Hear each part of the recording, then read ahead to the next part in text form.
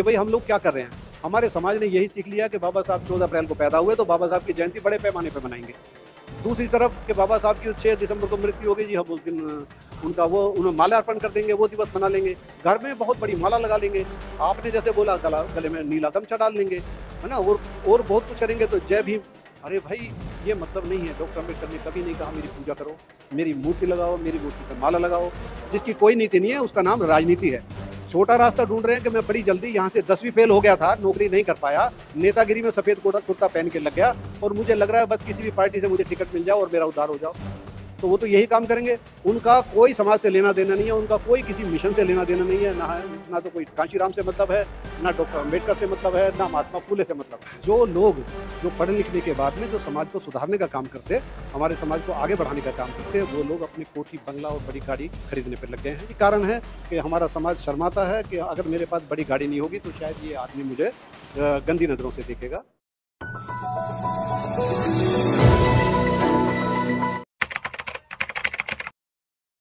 मुद्दत हो गया, हजारों साल निकल गए ब्राह्मणवाद की वजह से। ब्राह्मणवाद ने इस पूरे बहुजन समाज को अपने हिसाब से अपने चक्रव्यूह में बड़े ढंग से फंसाया हुआ है। कुछ टाइम लगा, बाबा साहब का यहाँ प्रचार हुआ, बाबा साहब के विचारों का प्रचार हुआ, लोगों ने बाबा साहब को पढ़ना शुरू किया, लोगों ने उनके बारे में जानकारी ली। हमारे दूसरे महापुरुष वीपी मौर्य जैसे लोग यहाँ भारत में पैदा हुए। ख़ास तौर पर नॉर्थन इंडिया में जब मौर्य जी आए तो उन्होंने अम्बेडकरवाद की नींव यहाँ रखी और अम्बेडकरवाद को बहुत समझाया। तो उसकी वजह से कुछ एक हमारी पीढ़ी आरक्षण की वजह से और बाबा साहब के दिए हुए दूसरे हमारे जो तरीके थे, कुछ पीढ़ी बाहर निकली। पर अभी कुछ उल्टा लगने लग गया है कि जो लोग जो पढ़ लिखने के बाद में जो समाज को सुधारने का काम करते, हमारे समाज को आगे बढ़ाने का काम करते, वो लोग अपने कोठी बंगला और बड़ी गाड़ी खरीदने पर लग गए हैं। यही कारण है कि हमारा समाज शर्माता है कि अगर मेरे पास बड़ी गाड़ी नहीं होगी तो शायद ये आदमी मुझे गंदी नज़रों से देखेगा, मुझे छोटा आदमी बताएगा। हम भूल गए हैं, अपना इतिहास भूल गए हैं, हम डॉक्टर अम्बेडकर को भूल गए हैं, महात्मा फुले नौकरी पेशा समाज जो है बाबा साहब को धोखा दे रहा है। बाबा साहब को बराबर धोखा दे रहा है, क्योंकि सबसे ज़्यादा जो फायदा उठाया है बाबा साहब का उन्हीं लोगों ने, जो लोग नौकरी पेशे पे गए, क्लर्क लगे थे, बड़े अफसर बने और अफसर बनने के बाद में अपनी बीवी और टीवी के सामने बैठे हुए हैं और अपना कार्य कर रहे हैं। लेकिन सर आपने जातिवाद खत्म करने की बात कही, कैसे खत्म करेंगे इसे जातिवाद? देखिए, जातिवाद खत्म करना, पहले सबसे पहले बहुजन समाज को जातिवाद अपने अंदर से खत्म करना पड़ेगा। और जातिवाद की जो नींव है वो है वर्ण व्यवस्था। अगर वर्ण व्यवस्था ना हो तो जाति व्यवस्था अपने आप खत्म हो जाएगी। जो जाति प्रथा, जो वर्ण व्यवस्था में तीनों ऊपर के वर्ण हैं, ब्राह्मण, क्षत्रिय और वैश्य, उनकी जाति नहीं है। वो आप किसी से पूछिए क्या है, वो छोटा लिखेगा अग्रवाल, कोई गोयल, कोई गुप्ता, पर उससे आप पूछिए आप कौन हैं, वो सीधा कहेगा, क्या कहेगा, हम तो वो हैं, वैश्य हैं। क्षत्रिय कुछ भी लिखता रहे पर वो क्षत्रिय है। ब्राह्मण शर्मा लिखे है, चाहे कुछ और लिखे, पर वो शर्मा है। लेकिन वो तो कहते हैं कर्म के अनुसार है ये। हाँ, वो तो देखिए, ये मैं वही बता रहा हूँ कि जो वर्ण व्यवस्था या ये जो लिखा, किसने लिखा? उस ब्राह्मण वर्ग ने लिखा। लिखने वाले वही लोग थे, अपने हिसाब से लिखा। जो उसमें भी वो लोग फंस गए जब उनको लगा कि भाई ये जो हमने चतुर्वर्ण रखा है, जो शूद्र वर्ण जो रखा है, ये बहुत बड़ा हो गया, जिसे मान्यवर कांशीराम जी ने 85% कह के अलग कर दिया। तो उन्हें लगा कि अभी ये इतना बड़ा जो समाज है ये हमारा तहस नहस कर देगा। फिर उन्होंने उसमें भी तोड़ फोड़ शुरू कर दी। ये शूद्र हैं, ये अति शूद्र हैं, यानी कोई ओबीसी है, कोई एससी है, कोई एसटी है, उन लोगों को टुकड़े में बांट दिया। तब भी बात नहीं बनी तो उनमें भी जातियां निकाल दी। ये चमार है, ये धानक है, ये जाटव है, ये वाल्मीकि है, ये कोरी है, उस तरह से बांटना शुरू कर दिया। लेकिन अम्बेडकराइट मूवमेंट ने ये बहुत बड़ा काम किया है कि हम लोगों को बीच में आपस में मिलाने का काम किया। ओबीसी जो समाज है वो एसटी समाज पर शोषण करता है, तो ये बहुजन समाज कब एक होगा? हाँ, ये बिल्कुल ठीक कह रहे हैं आप। बिल्कुल उसी तरह से है कि जो ब्राह्मण वर्ग है, जिसे हम ब्राह्मणवाद कहते हैं, उसका यही काम है कि मुझे आपके खिलाफ भड़काना है, आपको उसके खिलाफ भड़काना है। अभी अगर आप यहाँ रहोगे तो मैंने अपने वक्तव्य में बोला था, बसपा के पतन के कारण, वामशिव के पतन के कारण या दूसरों के संगठनों के कारण, जैसे मैं वीपी सिंह जी, उनका वीपी मौर्य का नाम ले रहा था, तो उनको भी कांग्रेस ने खरीद लिया। कौन से? ब्राह्मणवाद। अभी बसपा में बहुत बढ़िया चल रही थी, पूरी सरकार थी उत्तर प्रदेश में, इससे पहले उससे बढ़िया काम नहीं हुआ जो माननीय बहन जी ने किया, पर उसमें भी ब्राह्मणों का आगमन उसका अंत का कारण, और वो भी हो गया। अभी जिस तरह से अभी देख रहे हैं आप, जो ये जो लोग नज़दीक आने की बात कर रहे हैं उतना ही वो लोग तोड़ने की बात कर रहे हैं।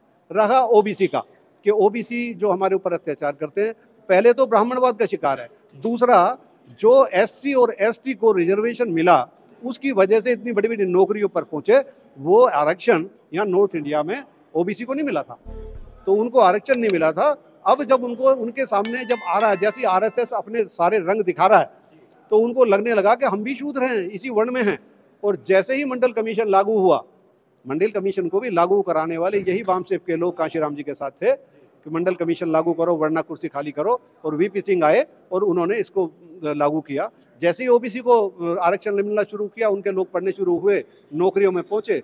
आज वो भी ऐसा नहीं है, हमारे बीच में है। अभी मैं अगर यहाँ कहूँ तो कम से कम 20-25 लोग ओबीसी के थे।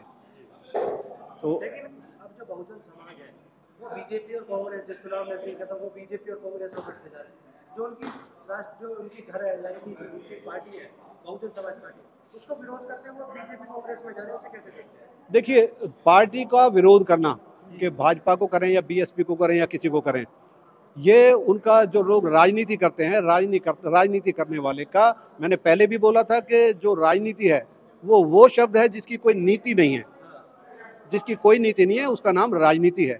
छोटा रास्ता ढूंढ रहे हैं कि मैं बड़ी जल्दी यहाँ से 10वीं फेल हो गया था, नौकरी नहीं कर पाया, नेतागिरी में सफ़ेद कुर्ता पहन के लग गया, और मुझे लग रहा है बस किसी भी पार्टी से मुझे टिकट मिल जाओ और मेरा उद्धार हो जाओ।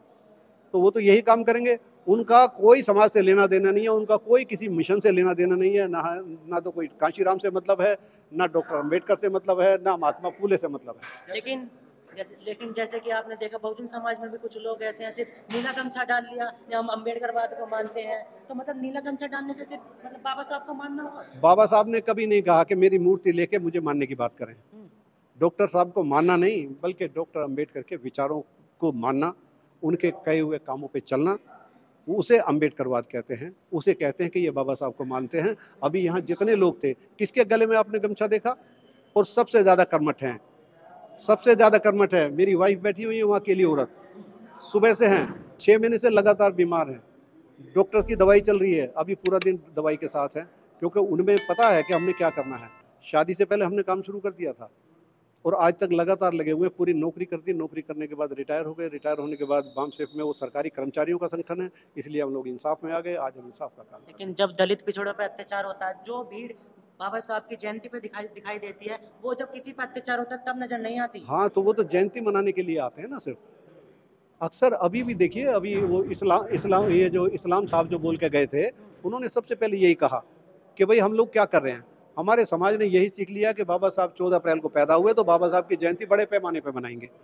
दूसरी तरफ कि बाबा साहब की 6 दिसंबर को मृत्यु हो गई जी, हम उस दिन उनका उन्हें माला अर्पण कर देंगे, वो दिवस मना लेंगे, घर में बहुत बड़ी माला लगा लेंगे, आपने जैसे बोला गले में नीला गमछा डाल लेंगे, है ना, और बहुत कुछ करेंगे। तो जय भीम, अरे भाई ये मतलब नहीं है। डॉक्टर अंबेडकर ने कभी नहीं कहा मेरी पूजा करो, मेरी मूर्ति लगाओ, मेरी मूर्ति पे माला लगाओ। उन्होंने सीधा कहा था ये कारवां है, अगर इसको आगे ना बढ़ो तो कम से कम यहाँ टिका के हो। लेकिन वर्तमान में राजनीति जैसे बाबा साहब के नाम पर हो रही, कैसे देख रहे हैं? बाबा साहब का कारवां बढ़ता दिखाई दे रहा? देखिए, बाबा साहब का कारवां की जहाँ तक बात है, बाबा साहब का कारवां, बाबा साहब की शिक्षा लगातार बढ़ रही है, इसमें कोई शक नहीं है, कोई शक नहीं है, बहुत बढ़ रही है। लेकिन अभी जब आप राजनीतिक मुद्दे पे जब देख रहे हैं, तो अभी जिस तरह से बात कर रहे थे, अभी कोई नया तरीका 50-52 लोग इकट्ठा होकर प्रेस विज्ञप्ति दे रहे थे कि हम एक अलग से पार्टी बना रहे हैं, और आप अभी यहाँ कोई बता रहे थे कि उनका बेटा दूसरी पार्टी में है और दूसरा पोता तीसरी पार्टी में है। तो वो लोग क्या लोग सोचते हैं? लालच है, वो वही 10वीं फेल जो अपने पेट के लिए बाबा साहब का नाम ले रहे हैं, अंबेडकरवाद का नाम ले रहे हैं।